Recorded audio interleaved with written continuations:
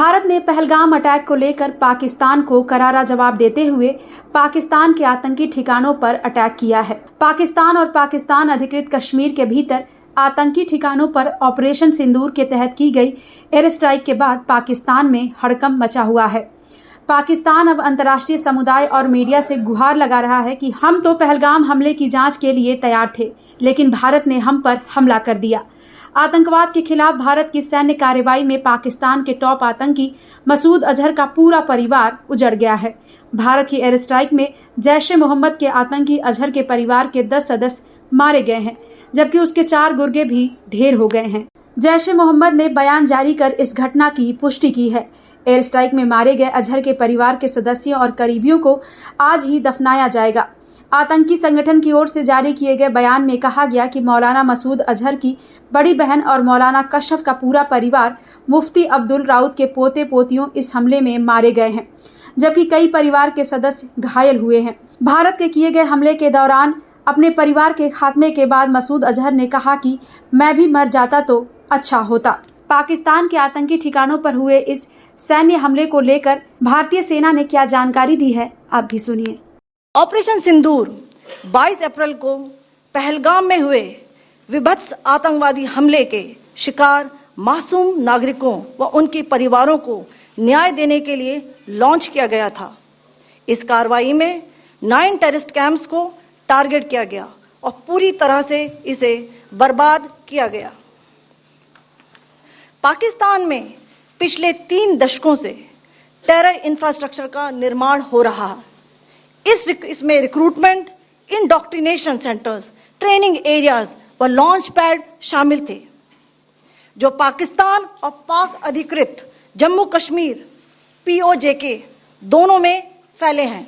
बता दें कि प्रधानमंत्री नरेंद्र मोदी ने खुद इस ऑपरेशन का नाम ऑपरेशन सिंदूर रखा है। पीएम मोदी बीते 1 हफ्ते से लगातार हो रही बैठकों में ये स्पष्ट किया था कि पहलगाम हमले में आतंकियों ने हिंदू पुरुषों को निशाना बनाया, जिससे उनकी पत्नियां विधवा हो गईं।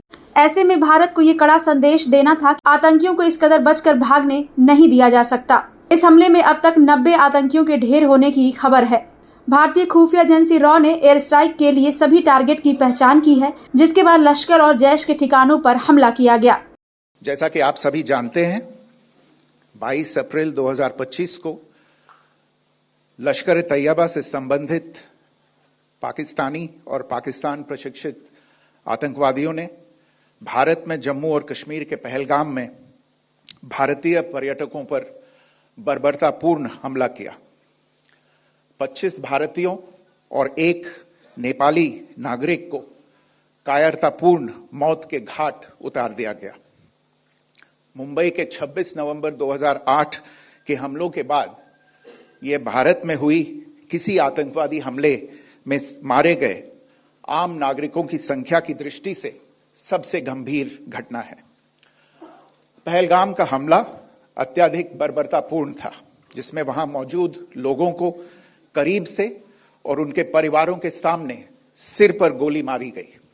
हत्या के इस तरीके से परिवार के सदस्यों को जानबूझकर आघात पहुंचाया गया। साथ ही उन्हें यह नसीहत भी दी गई कि वे वापस जाकर इस संदेश को पहुंचा दें। यह हमला स्पष्ट रूप से जम्मू और कश्मीर में बहाल हो रही सामान्य स्थिति को बाधित करने के उद्देश्य से किया गया था। चूंकि पर्यटन फिर से अर्थव्यवस्था का मुख्य आधार बन रहा था, इस हमले का मुख्य उद्देश्य इसे प्रतिकूल रूप से प्रभावित करना था। पिछले वर्ष आप सभी जानते हैं 2.25 करोड़ से अधिक पर्यटक कश्मीर आए थे।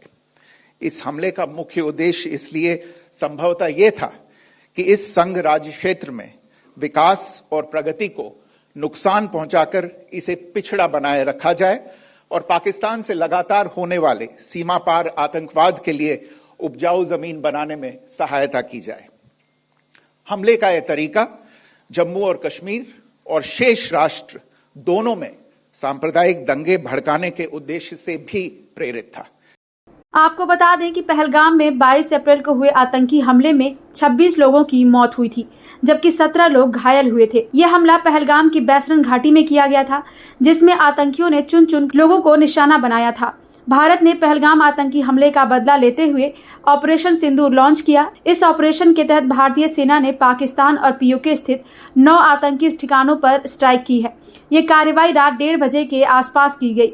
इसके तहत बहावलपुर, कोटली और मुजफ्फराबाद में स्ट्राइक की गई, जिसमें कई आतंकियों के मरने की खबर है। Bureau report, prime news.